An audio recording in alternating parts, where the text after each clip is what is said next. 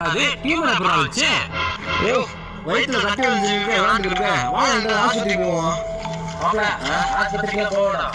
நான் சொல்ற வரோம். வந்து போவோம். அது என்னடா? பவர். ஓகே இந்த சீரியான சாதாரண சீரி கிடையாது. ஆண்டவருடைய பாதத்துல வைத்து ஒரு மனிதனை காய்க்க வச்சு இந்த சீரியை வச்சு நம்ம பல பேருக்கு பல விதமான வியாதிகளை இப்படித்தான் இந்த பிள்ளையும் நம்மளை தெரியுது. தம்பி உங்களுக்கு என்ன பிரச்சனை சொல்லுங்க.